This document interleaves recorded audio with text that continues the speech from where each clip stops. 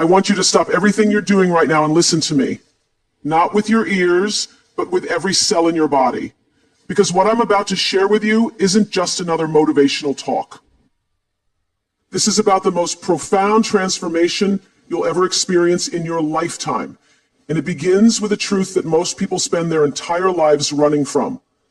You are completely, utterly, magnificently alone in your journey to become who you're meant to be. And that's not a curse.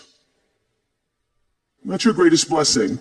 Right now, as you're listening to these words, there are millions of people around the world who are waiting. They're waiting for someone to save them. They're waiting for the right opportunity. They're waiting for permission. They're waiting for courage to knock on their door like some delivery service. But you know what? Courage isn't Amazon Prime. It doesn't get delivered to your doorstep with free shipping and a smile. You want to know the difference between people who transform their lives and people who spend decades talking about transformation? The ones who actually do it understand one fundamental principle. The person you're becoming is entirely your responsibility, and that responsibility is not a burden to carry. It's the key to your freedom. I've spent years studying human behavior, watching thousands of people attempt to change their lives, and I've discovered something that might shock you. The people who succeed in rebuilding themselves don't have special genetics, they don't have secret connections, they don't have trust funds or perfect childhoods or fairy tale circumstances. What they have is something much more powerful. They've accepted complete ownership of their transformation. Think about this for a moment. Every single day, you make approximately 35,000 decisions. From the moment your eyes open until your head hits the pillow, you're constantly choosing. You choose what to think about. You choose what to focus on. You choose what to believe about yourself. You choose how to interpret every event that happens to you. You choose your reactions, your responses, your energy, your attitude, and ultimately, your destiny. But here's where most people get it wrong. They think these choices are happening to them instead of recognizing that they are the one making them. They've become unconscious participants in their own lives, running on autopilot, repeating the same patterns, making the same decisions, getting the same results, and then wondering why nothing changes. I'm here to wake you up from that trance. I'm here to remind you of something you already know but have forgotten. You are not a victim of your circumstances. You are the architect of your experience. And if you don't like what you've built so far, you have the power to tear it down and start over. The first thing you need to understand about rebuilding yourself is that it requires you to become comfortable with discomfort. Most people avoid discomfort like it's a disease, but discomfort is actually the currency of growth. Every time you feel uncomfortable, that's your nervous system telling you that you're stepping into new territory.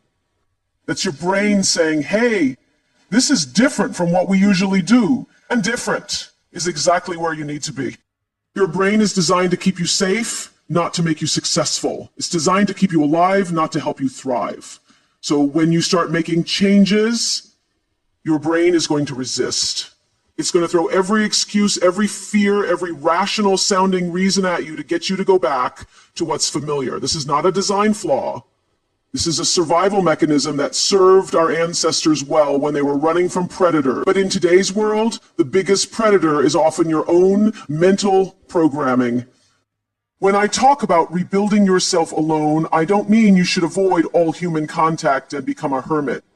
What I mean is that you need to stop looking outside yourself for validation, for motivation, for permission, and for answers that can only come from within. You need to develop such a strong relationship with yourself that you become your own best friend, your own mentor, your own coach, and your own biggest supporter.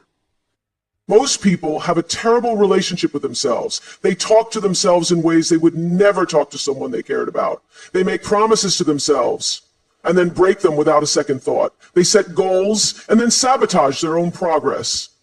They know what they need to do to improve their lives, but they don't do it. And then they wonder why they don't trust themselves. Trust is earned, even with yourself. Every time you do what you say you're going to do, you make a deposit in your self-trust bank account. Every time you break a promise to yourself, you make a withdrawal.